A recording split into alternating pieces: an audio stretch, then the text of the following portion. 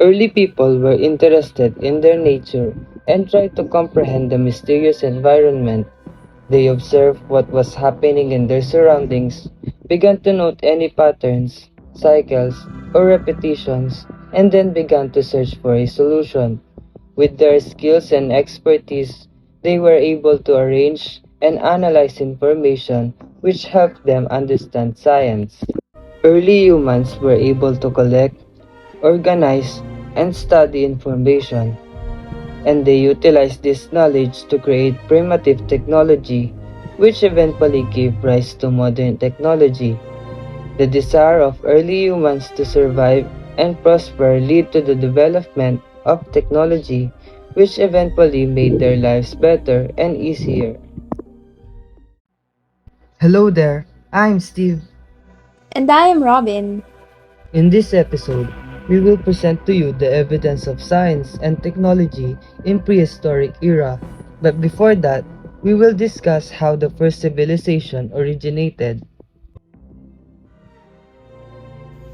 As knowledge developed, ancient people were able to find and create tools and techniques, thanks to the development of new scientific tools and methods.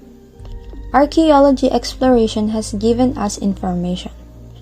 According to facts that have been uncovered, mankind had already created technologies and talents that satisfied their necessities for survival even in their prehistoric times. Humanity existed long before the invention of writing, but there is no historical documentation of how life was back then, because the earliest written documents date only from around 5000 BC. As a result of their quest for food and other necessities of existence, as well as their natural curiosity and other practical considerations, people later discovered, learned, and developed science and technology.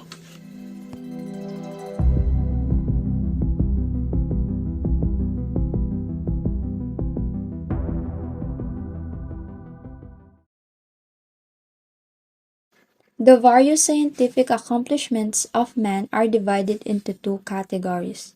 The first one is the discovery. It is the recognition and observation of new objects. And the second one is the invention, the mental process by which man's various discoveries, observations, and experiences are combined to produce new methods of operation and means of acquisition.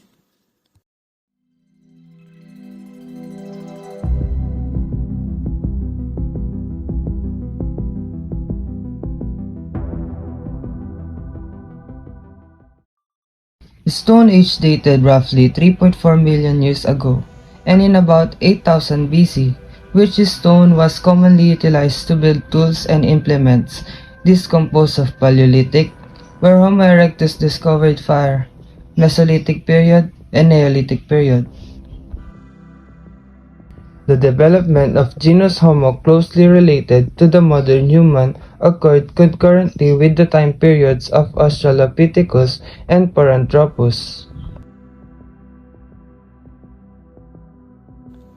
Tools gradually evolved from simple, all-purpose tools to a variety of complex, highly specialized devices.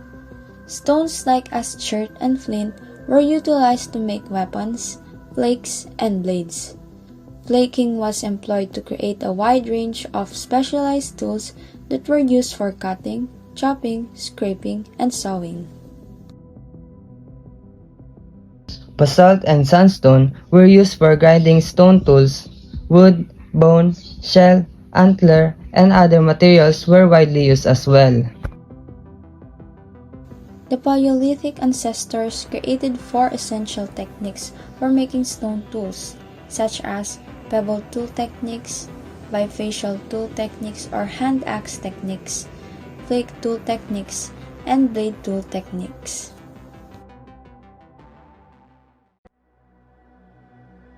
The oldest stone toolkits created by early humans may be found in the Paleolithic period.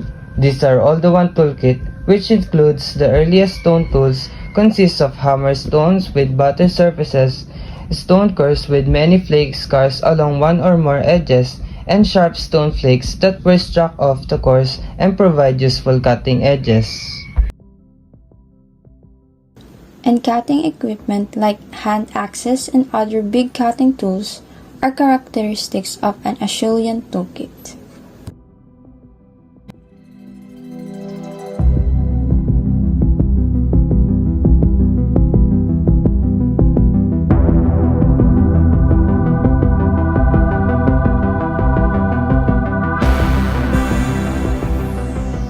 The Mesolithic or Middle Stone Age was the transitional phase between the Paleolithic Age and the Neolithic Age.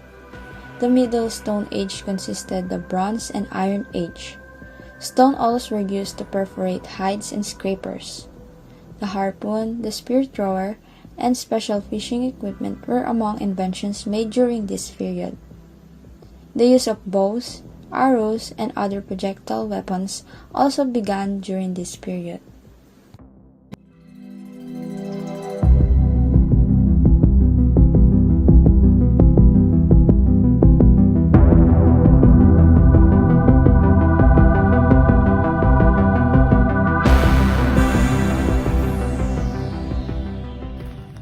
The Neolithic or New Stone Age was a period in human development and more of an agricultural revolution. It was an era of technological and social change that established most of the basic elements of historical cultures, such as the domestication of animals. The term Neolithic is used especially in archaeology and anthropology to designate a stage of cultural evolution or technological development by using stone tools.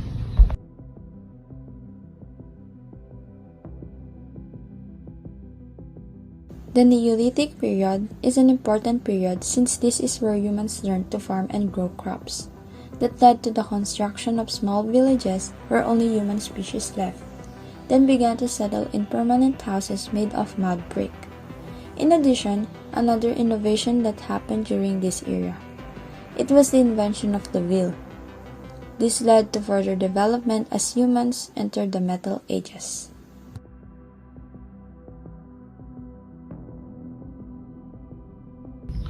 Since in this period, it was discovered how to make fire for us to cook food, which may be the main factor in the development of our brains that made us smarter and allowed us to enter the new stage, which was the Metal Ages.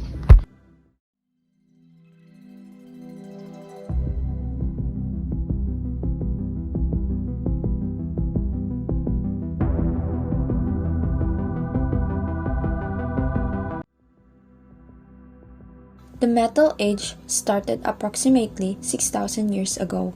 It was divided into two stages, which included the Bronze Age and the Iron Age.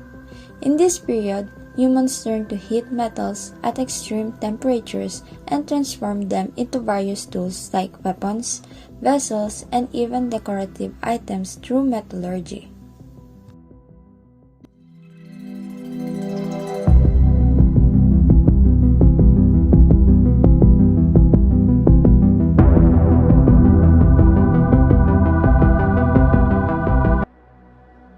The Bronze Age was a time of extensive use of metals and of developing trade networks.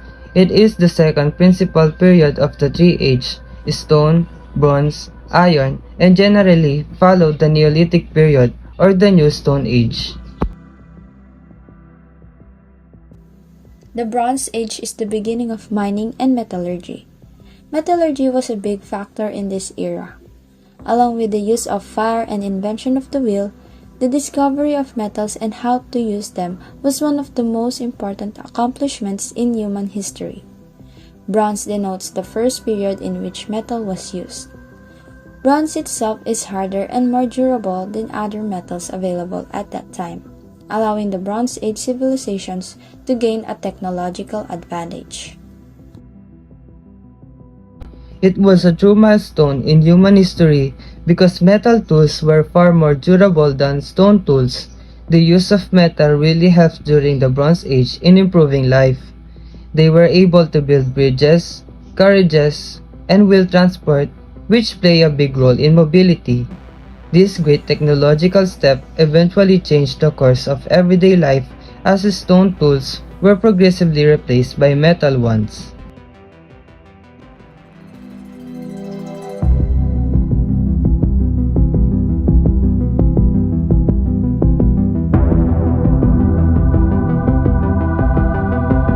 in the Iron Age, iron was the main material used to make tools. The concept of Iron Age technology is the production of tools and weaponry using ferrous metallurgy or ironwork, especially from carbon steel. The Iron Age brought about advancements in agriculture, manufacture, trade, construction, sea transport, and weaponry, primarily because of the abundance and cheapness of iron.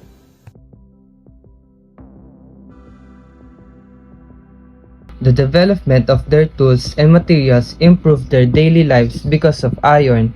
Although the technical advances in this period were not as huge compared to what were contributed by the Bronze Age, its advances were more widespread among people and nations.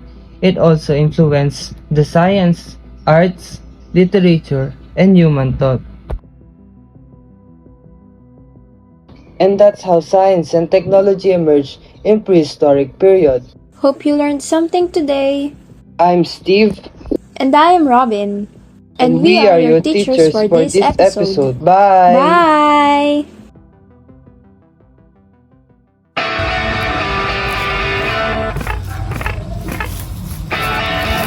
Ready? Ayoko nga. Ang dami namin ginagawa. Napapagod na ako. Wait lang. Ang baga. Should I stay? Wait lang yung mukha ko. If you say that you are mine, I'll be here till the end of time. So you got to let me know. Should I stay or should I go? It's always tease, tease, tease. You're happy.